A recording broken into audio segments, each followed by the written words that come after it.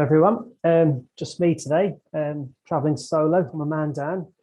Get well soon, Stefan. Hopefully you're back for the next game. Well, you've got a couple of weeks, Palace away. To the 20 people or so who might watch this, hope you're all having a great day. This is the morning after, or the mid-morning after the game before. Villa Arsenal. I must admit, I am very happy with that result yesterday. If you go back to pre-game, this time yesterday, I was very nervous. Villa away, banana skin. You've not only got the Coutinho X factor, if you like, the fact that Villa fans lauded the Buendia signing in the summer over us getting Erdegaard, and you just think, oh, if there's a game where he could kind of state a case or make a case to kind of prove to us that we've gone the wrong way, perhaps this was it. Also, you've got Martinez and Chambers, the Arsenal connection at Villa. Martinez in particular would love nothing more than to thwart our charge for top four, I'm sure. So we had that kind of little nagging doubts in the back of my mind. And then the team news. Now, we knew Tomiyasu wasn't going to be playing. So that's one of our first 11. And then the news broke that Ramsdale had picked up an injury in the first half of the Liverpool game. And I'm thinking, yeah, okay. Initial reaction was, oh no, not Ramsdale. But then I remembered, actually, Leno's a very good goalkeeper. So I thought, well, do you know, we're going to pick up injuries, illnesses, knocks. Well, let it be in positions where we've got fantastic cover in reserve. And Leno is that. And it transpired, clean sheet, good save right at the very death of the game. And yeah, no penalty for Ramsdale's miss, or absence rather. And then Martinelli, who was ill. I haven't heard any more than that. But again, like Ramsdale, if there's one position we're covered in, then Martinelli missing and Smith Rowe coming in doesn't exactly weaken us. Smith Rowe's our top scorer in the Premier League. And so I was thinking, right, okay, initial panic over, thinking, right, let's see how the game starts. Like the Leicester game, I was at the Leicester game and I didn't relax from the first minute to the 90th minute. But in retrospect, we were in total control. Leicester didn't really have a sniff. We dominated the game. We got the 2 goals and they were quite toothless in the end. But I didn't feel like that at the time, like watching it. The nerves were jangling throughout. I think that's old. I'm conditioned for us to like concede 4 goals in the second half and not win a game, or 2 goals in stoppage time and not win a game. So yeah, I'm never relaxed until the final whistle goes, and it's physically impossible for us not to win the game. And I think yesterday was very similar. We absolutely bossed the first half. The only niggle was that the longer it went without scoring, the more you're thinking you might pay for it. But we did get the goal. Saka, who's just superb yesterday as well. With a nice kind of edge of the box finish. And then we could have capitalized. We could have got a second, or we could have scored a couple of goals in that first half for the kind of additional cushion. But like, as long as it stayed 1-0, one mistake, one bit of skill, one poor decision, and you've dropped 2 points. And the longer the game went into the second half, the more you were thinking, oh, here we go. This is going to happen. And Pepe conceding that free kick in the 94th minute, like, what was he thinking? And he did. In fact, our substitutes yesterday weren't fantastic, period. But what was such an amateur mistake to make, and you're thinking, well, this is it, 94th minute, they're going to equalise.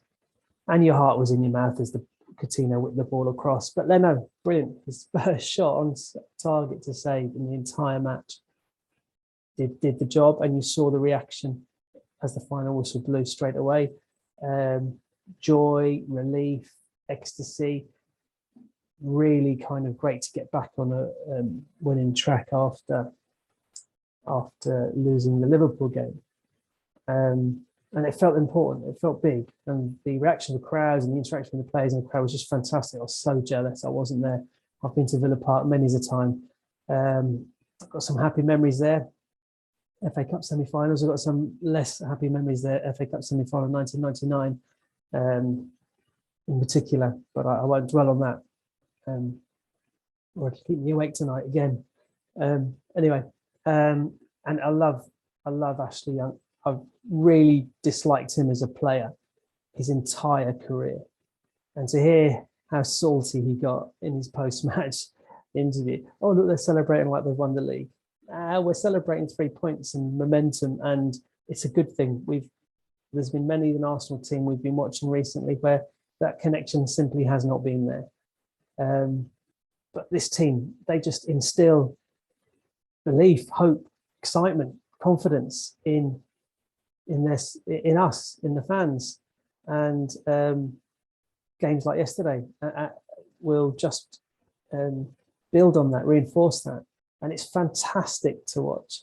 And I've noticed a couple of chants that I hadn't heard before, the Arteta one in particular, and I'm just looking forward to the next home game and that support being kind of delivered down from the stands to both dugout and players on the pitch, because you'd have to be, I don't know, blind, ignorant, or agenda driven not to understand or not to see or recognize that we're on a decent path.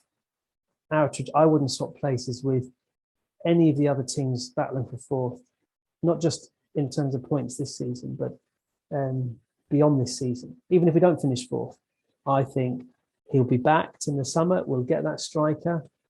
Of course, the striker, I mean, look, I've got a lot of love for Laka. It would just be so good if he could score, goals from open play. That would be just brilliant. And I know he offers that energy and drive. I get that. And his hold-up play is good. He didn't have a great game yesterday, has to be said. Ball bounced off him a few times. He was slow on the turn a few times. However, a clinical striker, and that game was dead and buried by half-time, just like in the top Wenger team days. And we're very close to it. And I have confidence that they'll make the right decisions in the summer, and they'll get that striker, and they'll get that midfielder as well. Although I must shout out for Jack. I thought he was superb yesterday. I thought he was just ridiculously booked. An accumulation of fouls. The referee said 1, 2, 3. It was his first foul. It was only foul in the entire game, and he got a yellow card for it. Whereas Matty Cash, 4 fouls, individually probably worth 3 yellow cards. 0 yellow cards. I don't know. Yeah, Xhaka's name goes before him. But he was brilliant. He was brilliant, and Partey as well. I know Saka got man of the match, and he won the match for us. So I guess you can understand that. But Partey has been immense in this run we're on. Partey and Xhaka play every game between now and the end of the season, and we will be very close to securing that 4th spot.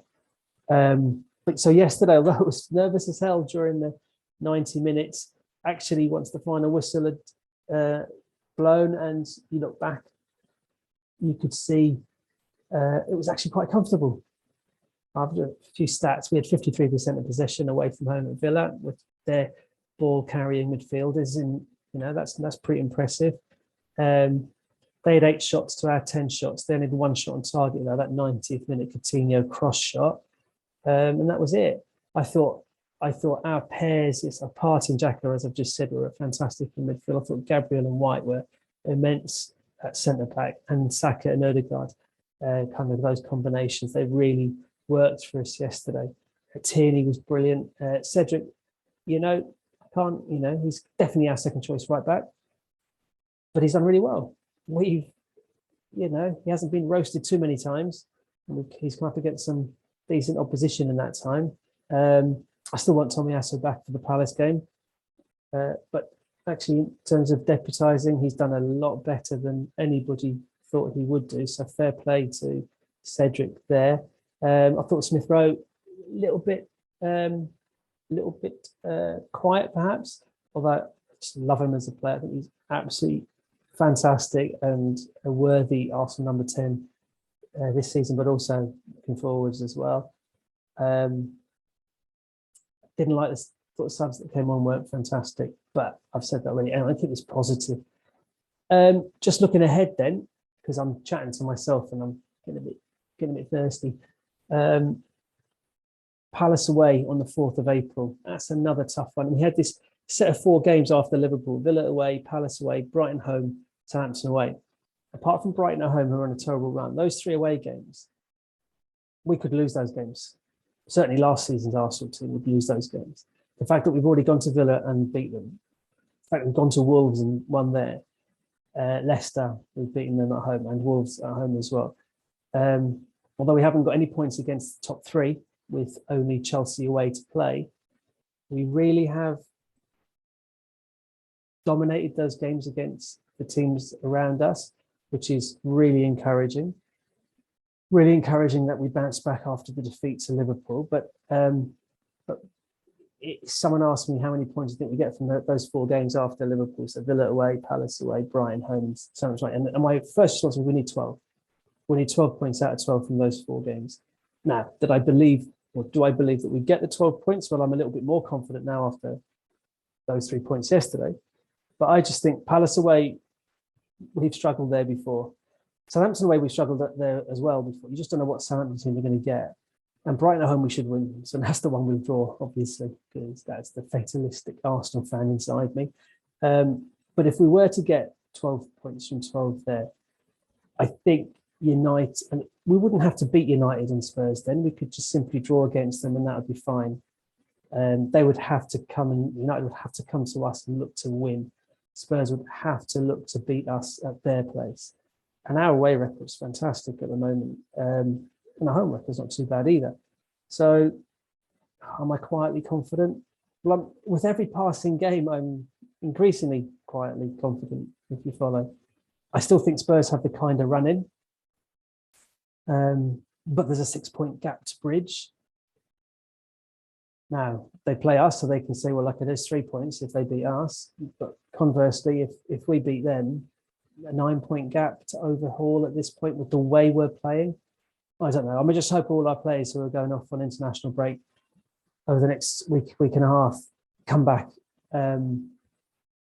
fit, no injuries, please. That would really be unfortunate. Now, Ramsdale's not going. So there's that. I don't know about Martinelli. I'm assuming he'll still travel and hook up with the Brazil squad. Ben White, in Gabriel, we can't. I mean, you're looking at places we struggle to fill. I know Rob Holding, a lot of love for him as well. But he's definitely a step down from Gabriel and White. So hopefully those 2 remain fit, and Partey and Xhaka as well. But that spine of those 4, that's crucial. Well, actually, I don't want anyone getting injured at all. What we're talking about, let them all come back fit and let them, get the minutes they deserve and be confident and have good games for their countries, and then come back and we pick up where we left off. Palace away on that Monday, the 4th of April. I'm already nervous about Palace away now. I can hear their Palace ultras jumping about in the corner. I can see dodgy refereeing decisions, and again, there's no conspiracy against Arsenal. However, Xhaka's treatment for one, thought Tyrone Mings was lucky not to get a red card for that. There's the if that was Xhaka scenario, it would have been a red card all day long. So anyway, look, it's brilliant.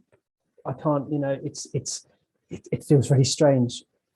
It's great being an Arsenal fan at the moment. I don't remember this much joy being an Arsenal fan, and as I teach during the week part-time, I'm really lording it over well, primarily Spurs fans, as the school split about 50-50 Arsenal Spurs. And so Spurs fans are a little bit quiet at the moment, which is always good. Always good. Anyway, I think I'll leave it there. It's a nice short one. And we'll hopefully see Stefan back next time for maybe talking about a Palace and an Arsenal win away at Palace.